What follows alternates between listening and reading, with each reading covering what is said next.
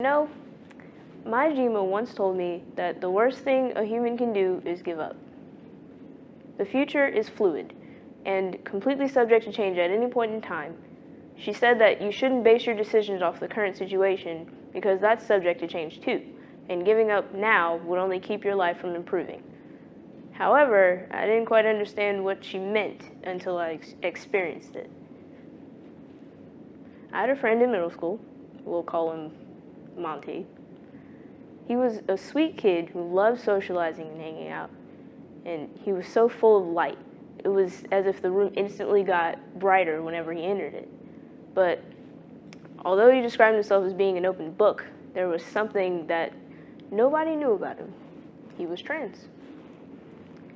He had a best friend, we'll call him Tom, and Tom wasn't always very nice, especially not to Monty. Despite all that, Monty still saw him as his brother. He loved him, and he trusted him, so he shared a secret with Tom. The same Tom that always told him he was weird because he liked to dress in feminine clothing and never supported anything Monty did unless it was for his own personal gain. He also didn't respect his best friend's privacy at all, and that really shined through when he started spreading the one thing that Monty only wanted him to know. And suddenly, it was like the world had turned itself upside down. At the same time, I had my own personal struggle. I had just quit boxing, which was something that I loved, and I had gone into a crazy downward spiral that involved using a lot of drugs and making extremely reckless decisions that got me into a ton of trouble. I was getting messed with as well because nobody really understood why I always wore black or why I couldn't afford to wear the expensive brands that they always did. And I was out of the norm at the time, and they preyed on that. And on the other hand, after my Jima died, all I had left were a verbally abusive mother and a sexually abusive father, both which I felt like hated my guts for no reason at all. And it was as if the weight of all my problems was sitting on my shoulders, and I didn't know how to escape it.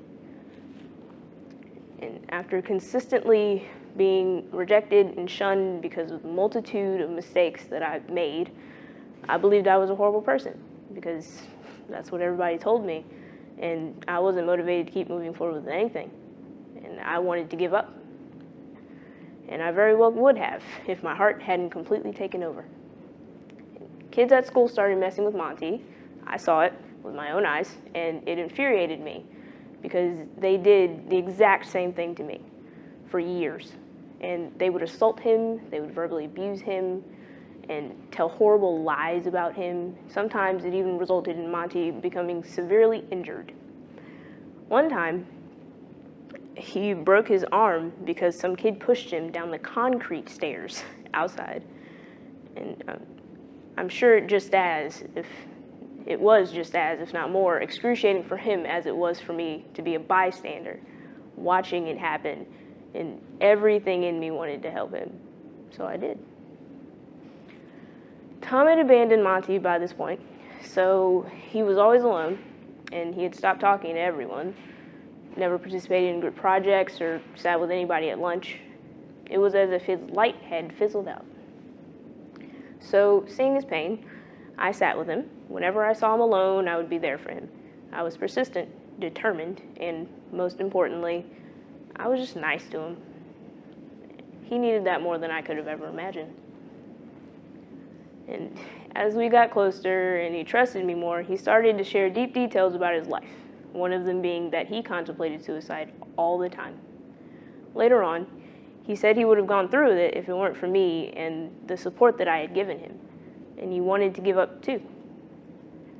In that moment, we had connected. We weren't alone anymore. We now had each other, and we were good for one another. He showed me that I wasn't a deplorable human being, and I showed him that he wasn't either. The support we gave to one another became a bond that bloomed into what will now forever be one of my most cherished friendships. So, turns out, Jima was right.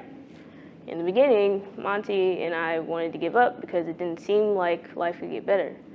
But if we had, we wouldn't have found each other and given each other the support that we needed. Giving up prevents the opportunity for growth. It does nothing but keep you at rock bottom. You may not feel strong enough to try to improve, or perhaps you don't even believe you feel you deserve better, but you do deserve it.